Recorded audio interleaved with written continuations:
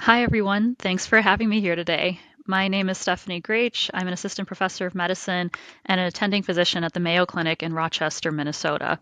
While I focus on ME/CFS and long COVID, not surprisingly, my practice has quickly come to encompass a number of overlapping conditions from POTS to connective tissue disorders and the like.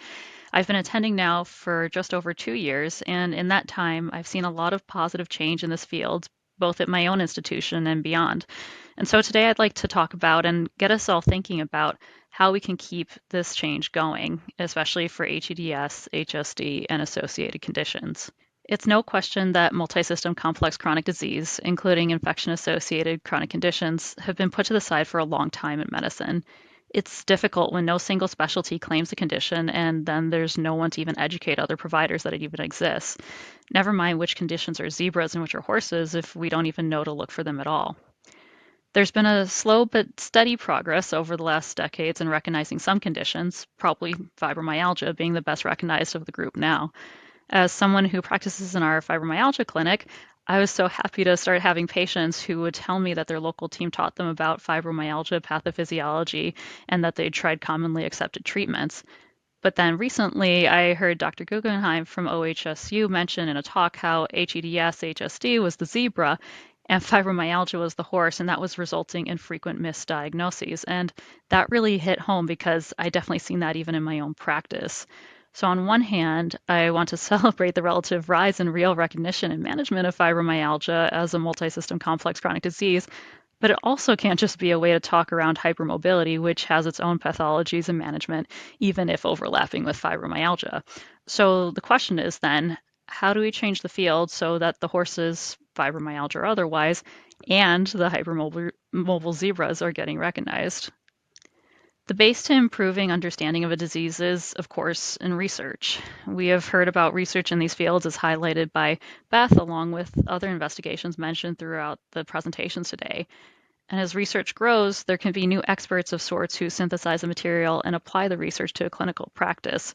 Ideally, with the growth of research and new experts, the medical field as a whole would change, but that's not actually how things go, especially in the day of information overload now, when even keeping up with frequently changing guidelines on basics like cholesterol and blood pressure and COPD management can feel difficult. How do we get the HEDS, HSD, and associated conditions research and expert knowledge to get to the general medical field? At that same conference where I heard Dr. Guggenheim speak, I presented on changing the medical paradigm around multisystem complex chronic disease. Oftentimes, paradigm shifts, in this case, taking the old paradigm of hypermobility is extremely rare, nothing is known about it, so focus on other things, and shifting that to what we know and understand, happen at a time of academic crisis, a time when it becomes clear that the old model is no longer sustainable or providing adequate explanations for what the field needs. This group is well aware that we've been experiencing a crisis now for almost 5 years, and certainly one that has rocked the academic and medical world. Thanks to long COVID, many more healthcare professionals are realizing that these conditions are common and that they need to be addressed. This is where people like Dr. Yelman and myself and others are taking a lead in medicine to bridge that gap that other clinicians are now just newly realizing exists. In thinking how to address these gaps, we have to think through the barriers that people face. When I'm thinking of how to better recognize a condition as a clinician, I want to know what it's called, what symptoms and signs to be looking for, and either basic management strategies or at least who I can refer to. It is difficult to know how to recognize a condition if I don't know what to look for because no one taught me, no one told me how, and many people with hypermobility may not even realize that they have something pathological to bring up to me as they've assumed or been told that it's not important, or maybe it's just arthritis. I actually just gave someone their hypermobile EDS diagnosis after 40 years of symptoms for this reason. If the clinician or patient gets to the point of considering the diagnosis, regardless of one's perspective on the criteria for, say, HEDS, most clinicians are not aware of the specific criteria, or if they are, aren't sure how strictly to apply them. Or they may use the lack of specialty to say, I'm not qualified to diagnose this. They then don't have anyone they know of to refer to confirm the diagnosis, or the patient can't afford to travel to someone who could do so. And since they don't feel comfortable guiding on next steps or resources, the conversation may often end there. So how do we change this so clinicians can feel more comfortable acknowledging, recognizing, and possibly managing? To be successful, I think we need to shift the view and break down those barriers where we can, especially the barriers perceived from the clinician standpoint. How we talk about things in medicine, for example, to our learners, to our peers, makes a big difference. For those who aren't in medicine, there's something we call the hidden curriculum, the things we learn that aren't necessarily on the syllabus, like the attitudes we develop towards certain patient groups.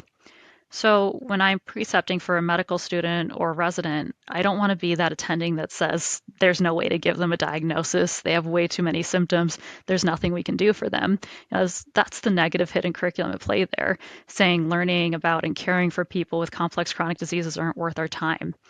Instead, I'm changing that view for the learner and I'm saying things more like, based on our patient's history of joint pain and instability, dislocation, stretch marks, among other signs of connective tissue dysfunction, we should suspect hypermobile EDS or a related condition. We can often see different symptoms throughout the body with these conditions, and in fact, we may even see full overlap with POTS, MCAS, and so on. And based on their symptom set, let's think about how we can help them by approaching these different conditions. The first thing we should do to help from someone with hypermobility is, and go from there. Now, that learner is going to feel a lot different about how to approach HEDS, HSD, and other complex chronic diseases than they would if they had just heard that old view. Now, when they're learning about the zebra, they're learning about it in the same way that they're learning about the horse. In fact, it could inspire the learner to specialize in this area or at least incorporate it into their practice. I don't differentiate in my teaching much between people who are planning to do general medicine or subspecialties because the reality is we need informed clinicians in every field. There are other big ways that we can highlight not only the presence of the zebra conditions, but also the progress and opportunities behind them. When we can tell clinicians and researchers that there are not only publications, but also funding opportunities, like the 2024 Department of Defense grant that I've highlighted here, dedicated societies, foundations, conferences, and awards, and so on, this really transforms and solidifies the importance of these issues. It says other people are acknowledging this, and you and I should too. When that perspective and that mindset shifts, so does the care. And I've seen that happen firsthand.